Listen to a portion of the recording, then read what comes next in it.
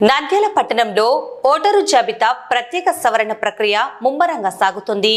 ఇందులో భాగంగా 5వ వార్డు పరిధిలో మాజీ ఎమ్మెల్యే శిల్పా రవిచంద్ర కిషోర్ రెడ్డి ఆదేశాల మేరకు మాజీ కౌన్సిలర్ ఆరిఫ్ నాయక్ ఆధ్వర్యంలో ఓటరు జాబితా సవరణ సహాయక కేంద్రాన్ని ఏర్పాటు చేశారు.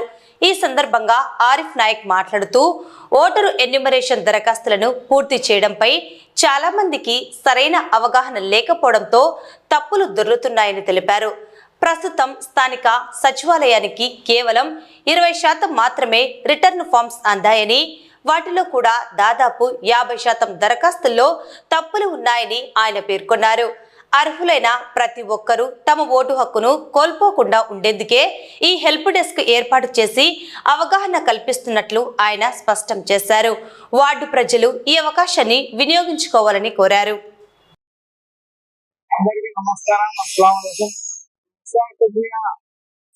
సుమారు ఒక 10 రోజుల నుంచి జరుగుతుంది.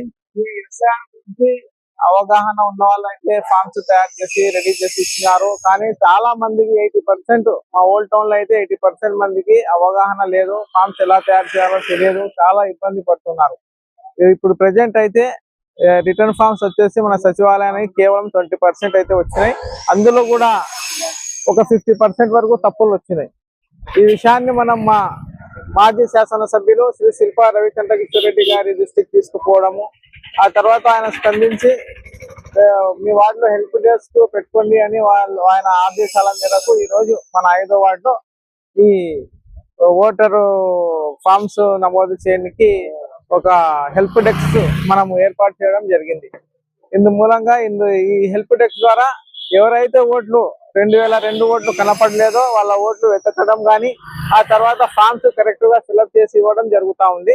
అదే విధంగా మన వార్డులో కూడా ఒక 10-15 మెంబర్స్ అయితే కరెక్ట్ గా ఫామ్ చేసి ఇచ్చినారు. అదే విధంగా నంద్యాల మొత్తంలో కూడా చాలా మంది ఫామ్స్ కరెక్ట్ గా ఫిల్అప్ చేసి ఇచ్చినారు. అందరికీ మనవి ఏమంటే, మీరు ఫామ్స్ ఎలా రెడీ చేసి ఇస్తున్నారో అదే విధంగా ఇతరుల తెలియని వాళ్ళ ఫామ్స్ కూడా మీరు అవి ఫిల్అప్ చేసి కరెక్ట్ గా ఇచ్చి కొద్దిగా సాయం చేయగలరని నేను అందరినీ మనవి కోరుకుంటూ, అదే విధంగా ఈ అవకాశం మనకు ఇచ్చినందుకు మా శిల్పా రవిచంద్ర కిషోర్ రెడ్డి గారికి కూడా నేను కృతజ్ఞతలు తెలుపుతూ ఉన్నా. దేశంలో అనుసరిస్తున్న విధానాలు దేశ ప్రజలకు వ్యతిరేకంగా మారినాయి, ఇబ్బందికి మారినాయి. చంద్రబాబు గారు నోటికి తాళం వేసుకున్నారని మేము భావిస్తున్నాము. ఈ సర్ ప్రక్రియను వలస కార్మికులకు చాలా అసౌకర్యం కలుగుతుంది, చాలా నష్టం కలుగుతుందని ప్రతిపక్షాలు 1 సంవత్సరం నుంచి ఘోషణ చేస్తున్నాయి. అదేవిధంగా వెస్ట్ బెంగాల్ లో కానీ, బీహార్ లో కానీ, తమిళనాడులో కానీ లక్షలాది మందిని ఓటర్లను బీజేపీ ప్రభుత్వం సర్ ప్రక్రియ ద్వారా దూరం చేసి తన గెలుపుకు పునాదులు వేసుకుందని మేము భావిస్తున్నాము. ఇదే సర్ ప్రక్రియను రాష్ట్రంలో చేస్తున్నారు. ఇక్కడ కూడా చాలా ఇబ్బందికరమైన పరిస్థితి ఉంది.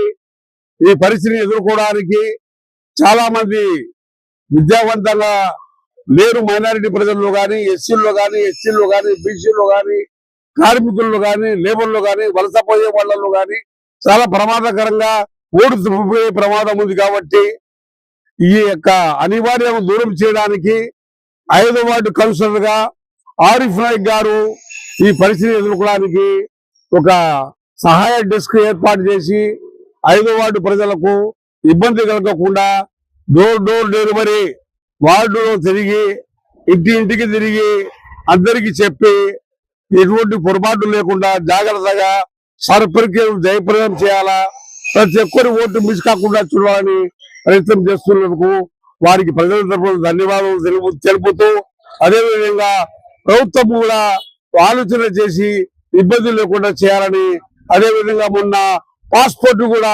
సిటిజన్షిప్ లేదని మన జయశంకర్ గారు విదేశాంగ మంత్రి చెప్పడం జరిగింది.